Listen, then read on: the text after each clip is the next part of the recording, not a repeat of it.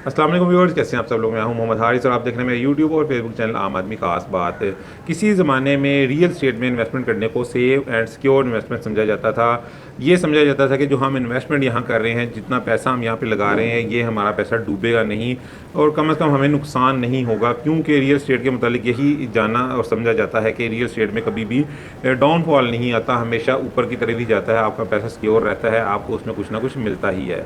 लेकिन गुज़िश्ता 1.5 से 2 साल के दौरान हमने ये देखा कि ना सिर्फ जो रियल एस्टेट में जो डाउनफॉल आया, बल्कि लोगों को बहुत बहुत नुकसान भी हुआ, क्योंकि जो 10 मरले का प्लॉट 1.5 करोड़ का था, उसमें 25 से 30 लाख रुपया डाउनफॉल आया, यानी कि वो 1.25 करोड़ तक आ गया। लोगों ने अपनी जो इन्वेस्टमेंट अभी तक वहाँ पर करके रखी हुई है, क्योंकि वो इस वेट पर है, इस इंतज़ार में है कि प्रॉपर्टी जो है वो दोबारा जब्त करेगी और उनकी इन्वेस्टमेंट जो है वो डूबेगी नहीं, उनको नुकसान नहीं होगा। इसलिए लोगों ने अपने जो अब प्लॉट्स वगैरह हैं उनको होल्ड किया हुआ है।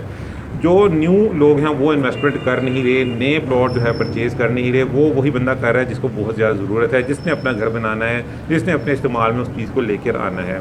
तो इस तरह जो अमाउंट, जो रुपए की सर्कुलेशन है, वो रुकी हुई है। अच्छा, अब कई लोग ये क्लेम कर रहे हैं कि पाकिस्तान में जो 2024 है, इसमें बेशुमार पैसा बाहर से आ जाएगा, ओवरसीज़ पाकिस्तानी भिजवा देंगे, आईएमएफ से कर्ज़ा तो मिल ही रहा है, इसके अलावा सऊदी अरब आपकी मदद कर देगा। तो जब ये सारा पैसा पाकिस्तान में आ जाएगा तो यहाँ पर इन्वेस्टमेंट आएगी और बहुत ही अच्छे हालात हो जाएंगे।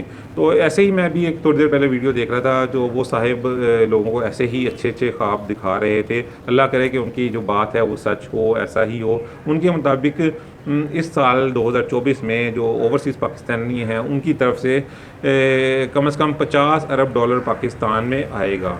और जो स्टेट बैंक की जो एक रिपोर्ट है उसमें भी उन्होंने ये कहा है कि मार्च के माह तक, यानी कि 3 जो जनवरी फरवरी और मार्च के दौरान पाकिस्तान में 21 अरब डॉलर ओवरसीज़ पाकिस्तानी भिजवा चुके हैं और 7 से 8 अरब डॉलर मज़ीद जो है भिजवाने के चांसेस हैं, जो कि अगले 7-8 माह में आएगा। और ये तो आप समझ लीजिए जो लीगल वे से जो पाकिस्तान में अमाउंट आई, ओवरसीज़ पाकिस्तान में जो आई, ये तो वो हो गई। इसके अलावा जो इलीगल वे से पाकिस्तान में पैसा आता है, हवाला हुंडी के जो ज़रिए से आता है, वो एक अलग अमाउंट है जो कि 15 से 20 अरब डॉलर बनती है। इस तरह जी आपको बना के उन्होंने फिगर दे दी है कि 50 अरब डॉलर की अमाउंट पाकिस्तान में ओवरसीज़ पाकिस्तानी भिजवा देंगे, जिससे इन्वेस्टमेंट होगी पाकिस्तान में। ओवरसीज़ पाकिस्तानी का ज़्यादा से ज़्यादा यही होता है कि यहाँ पर वो रियल स्टेट में इन्वेस्ट करते हैं, क्योंकि खाने पीने का तो इतना खर्चा नहीं है। खाने पीने का आप पूरे पाकिस्तान का भी लगा ले तो वो तकरीबन 1/2 अरब डॉलर बनता है। तो इस तरह वो आके यहाँ पे रियल स्टेट में इन्वेस्ट करेंगे। रियल स्टेट में जब इन्वेस्टमेंट होगी, डिमांड बढ़ेगी, तो उनकी जो वैल्यू है, जो उसकी प्राइसेस हैं, वो बढ़ेगी, खुशहाली पाकिस्तान में आएगी। ये तो एक बहुत ही अच्छी सी पिक्चर उन्होंने आपको जो है वो बना कर दे दी, लेकिन असल जो हकीकत है वो इसके बरअक्स है। उसकी वजह ये कि जब तक आपकी जो पॉलिटिकल स्टेबिलिटी नहीं होती, तब तक आपकी जो इकोनॉमी की जो सिचुएशन है वो बेहतर नहीं होती, इकोनॉमी मुस्तहकम नहीं होती, तो आपकी जो जितने भी सेक्टर हैं वो नहीं चलते। अब पॉलिटिकल स्टेबिलिटी आपके सामने है, मैं इसमें कोई ज़्यादा बात नहीं करूँगा, हर बंदा इस चीज़ से वाकिफ़ है।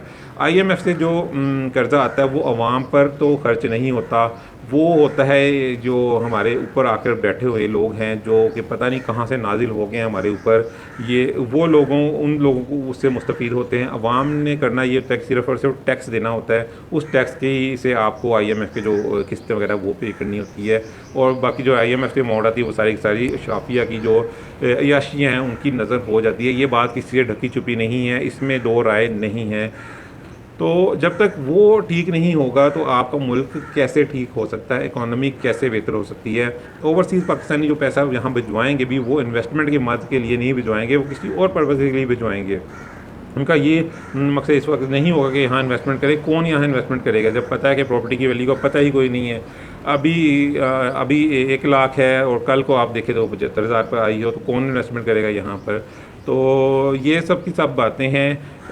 मेरी अपनी जो है इन्वेस्टमेंट काफ़ी ज़्यादा रियल स्टेट में ही है, और मैं तो ये चाहूँगा कि ऐसा ही हो, बहुत ज़्यादा इन्वेस्टमेंट पाकिस्तान में आए, रियल स्टेट जो है ग्रो करे।